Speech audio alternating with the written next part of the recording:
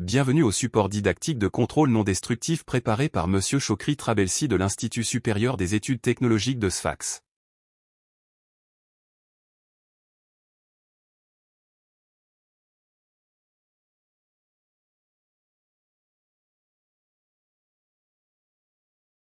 Le contrôle magnétoscopique, encore appelé contrôle par aimantation, ne s'applique qu'aux matériaux métalliques conducteurs de l'électricité dont le caractère ferromagnétique est suffisamment accusé. Les matériaux ferromagnétiques, fer, fonte, nickel et cobalt. Les matériaux qui ne sont pas ferromagnétiques, aluminium, cuivre, titane, plomb, magnésium et aciers austénitiques, sans oublier ces alliages. Les procédés magnétiques de contrôle non destructif permettent la détection des défauts superficiels débouchant ou non débouchant dans des pièces ferromagnétiques, ainsi que les défauts sous-jacents.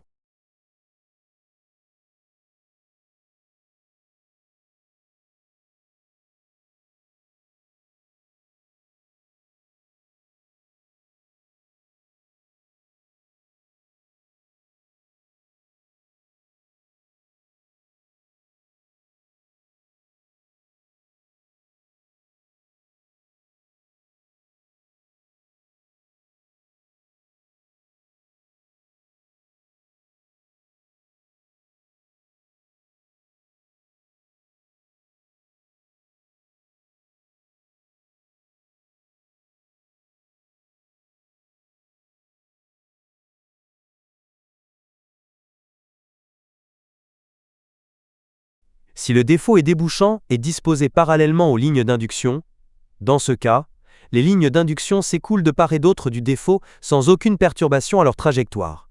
Le flux de fuite magnétique dans l'air ne sera pas observé à la surface de la pièce à contrôler.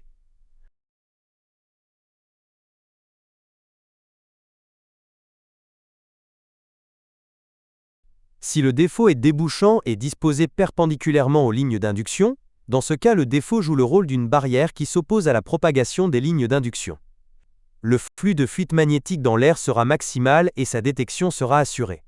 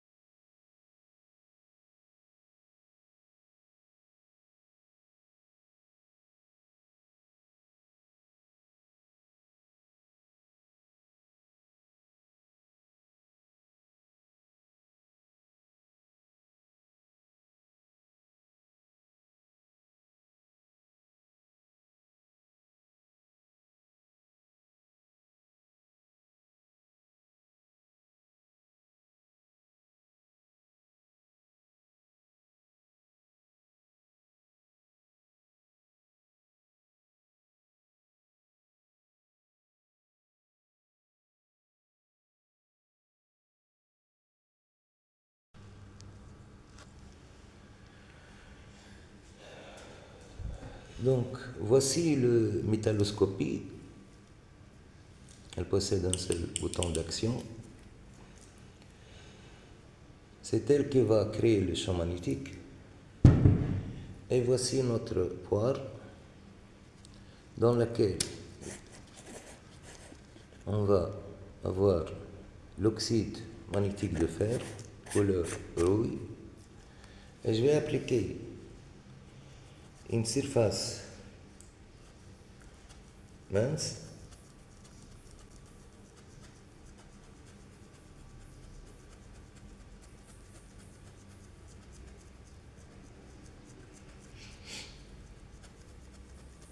afin de voir l'apparition de notre flux magnétique.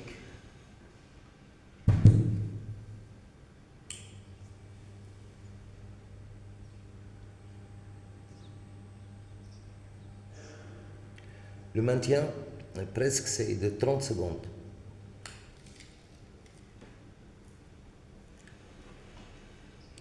Donc voici le résultat obtenu.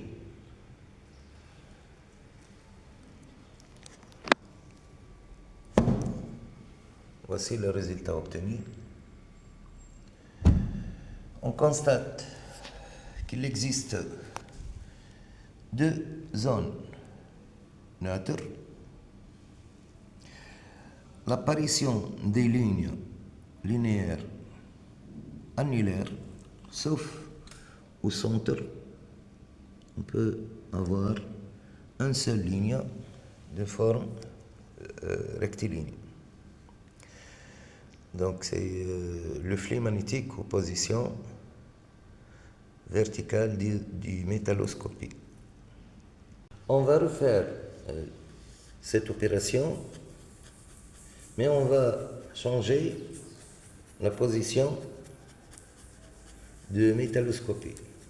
La première cas, on a pris le métalloscopie en position verticale. Maintenant, on va prendre le métalloscopie en position horizontale. Donc, de cette façon. Donc, c'est la même chose. Je vais appliquer le champ magnétique, un maintien de 30 secondes suffisant. Et par la suite, j'enlève mon métalloscopie et c'est le résultat qu'on a obtenu. Donc, ici, autour des deux pôles de mon métalloscopie, on a obtenu une zone large. C'est une zone neutre. La même chose que le premier cas. Donc on a trouvé les lignes rectilignes à l'extrémité, puisqu'on a ici le demi-cercle. Mais dans cette partie, si on constate ici, ce qu'on trouve ici, c'est un flux qui est parallèle. Ce sont des lignes rectilignes parallèles. Donc, cette position m'aide beaucoup afin de déterminer les défauts sur les pièces à contrôler.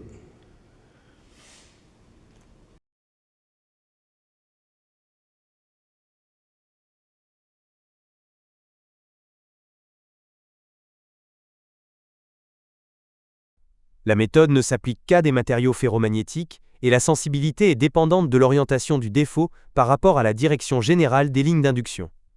Elle ne permet pas une appréciation de la profondeur et l'interprétation dans la phase de révélation reste parfois très délicate. Une désaimantation des pièces après contrôle est nécessaire pour les pièces exposées à un environnement sévère.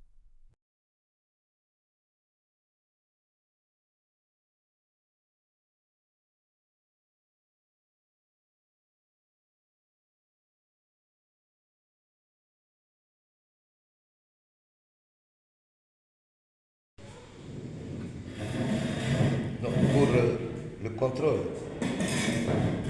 par pénétrant sec, donc on a besoin de notre poire, la pièce à contrôler et ensuite une souffleur. Ici, nous sommes, d'après les flux représentés précédemment, on constate que lorsque la métalloscopie elle est en position horizontale, on aura plusieurs lignes rectilignes, uniformément rectilignes, donc le résultat elle doit être plus supérieur que lorsqu'on met notre métalloscopie en position verticale. La méthode elle est si courte, donc il suffit de démonter. Il faut faire attention de la zone neutre de chaque pôle, donc on ne doit pas impliquer la zone neutre sur la zone à contrôler. Dans notre cas, c'est un cordon de soudure. Et ensuite, on doit orienter notre pièce afin qu'on doit changer le sens d'aimantation.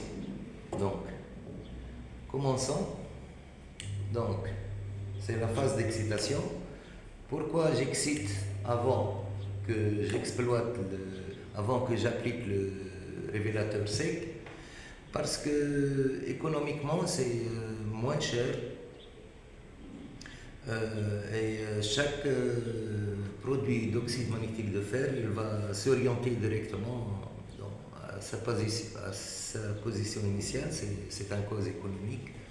Le deuxième, c'est lorsqu'on doit contrôler une surface verticale, donc on ne peut pas appliquer le pénétrant et ensuite on fait l'aimantation. Nous sommes obligés d'appliquer le champ magnétique, ensuite on applique le pénétrant. Donc, il ne faut pas appliquer une couche épais. Après avoir appliqué l'oxyde magnétique de fer sec, donc je ne dois pas éliminer le fluide, le champ magnétique, je dois le laisser et je fais un petit soufflet avec le souffleur.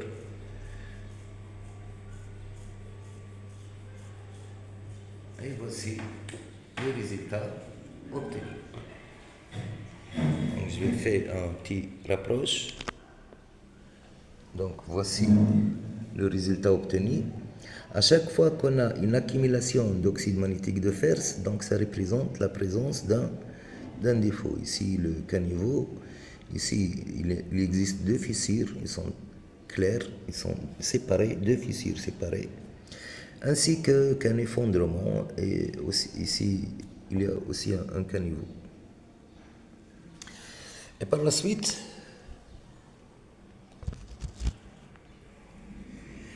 je dois changer le sens d'aimantation et je ne dois pas rapprocher la pièce à contrôler au pôle afin que j'évite la zone neutre. Donc je dois le laisser au milieu. Et je vais refaire la même chose. J'applique le champ magnétique, ensuite j'applique l'oxyde magnétique de fer. Et ensuite, je vais utiliser le souffleur afin d'éliminer l'excès de pénétrant.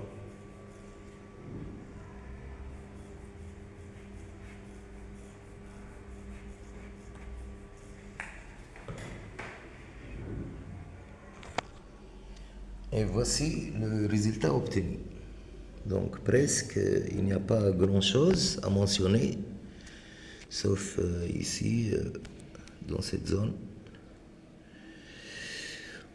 Donc, où a passé le fessure et le caniveau? Donc, on ne peut pas le voir parce qu'ils sont tout simplement parallèles. Ils sont parallèles au flux magnétique, donc ils sont invisibles.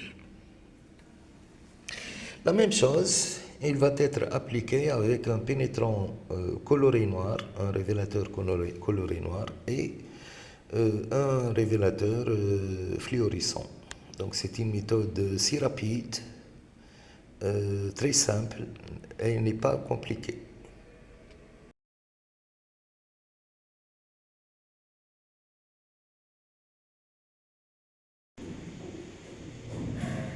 Bon, pour l'application d'un pénétrant d'un révélateur coloré noir, c'est celle-ci.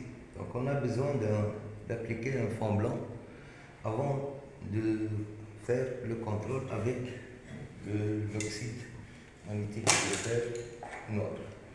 Donc l'opération, donc c'est une couche uniformément répartie sur la surface à contrôler. Et par la suite, on doit le laisser sécher.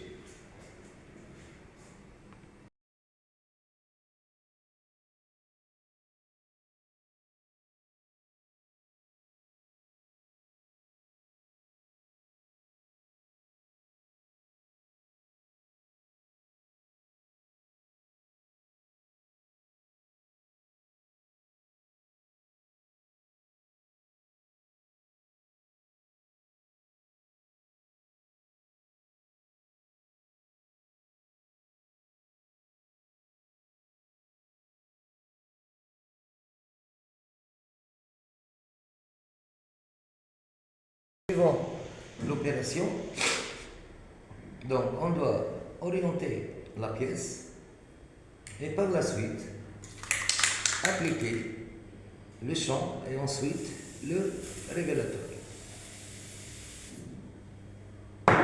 Donc éliminer l'excès de pénétrant.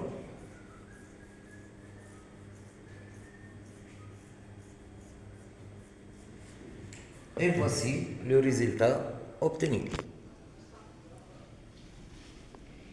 Donc on voit que le fissure au premier phase, il est plus clair que celle-ci parce que le fissure, il a l'allure même sens du champ magnétique. Concernant l'effondrement,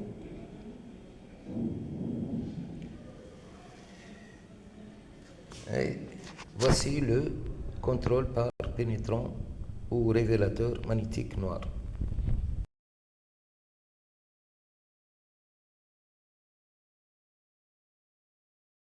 Concernant le contrôle par magnétoscopie avec révélateur fluorescent, donc la même chose, on a besoin de notre métalloscopie, d'un éclairage adapté, c'est l'ultraviolet, d'une chambre noire, la pièce à contrôler, ainsi qu'un révélateur fluorescent magnétoscopique. Donc c'est la même procédure que le pénétrant sec et le pénétrant coloré.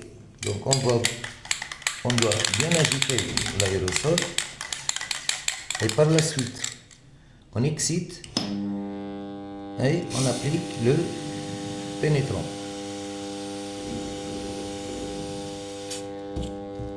Et ce qu'on va obtenir ici, c'est on doit éliminer l'excès de pénétration, de pénétrant, et les résultats obtenus, ce sont plus clairs que le pénétrant sec ou le pénétrant fluorescent. Donc ici dans l'effondrement, on voit bien que ce ne sont pas des soufflures, ce sont des petits criques. Ils sont si clairs dans notre cas. Les caniveaux, le fissure, le manque de pénétration à côté ainsi qu'une inclusion. Et de la même façon, on doit orienter notre pièce de 90 degrés, essayer de l'éloigner aux deux pôles et par la suite, on doit refaire l'opération. On doit refaire l'opération par l'application des champs magnétiques et l'application des révélateurs fluorescents plutôt. Donc, c'est la même chose. Donc, on peut utiliser le souffleur afin d'éliminer tout l'excès de révélateur fluorescent. Et par la suite, voici le résultat obtenu. C'est presque identique au révélateur avec pénétrant coloré. Donc ici, c'est le minimum possible de l'apparence de notre fissure, ainsi de l'inclusion de l'étier. On voit bien qu'ici qu'ils sont des points, pas de criques, parce que tout simplement les défauts, ils possèdent la même direction que le champ de Flis, c'est pour cela qu'ils seront aveugles. Et pour le manque de fusion, il apparaît.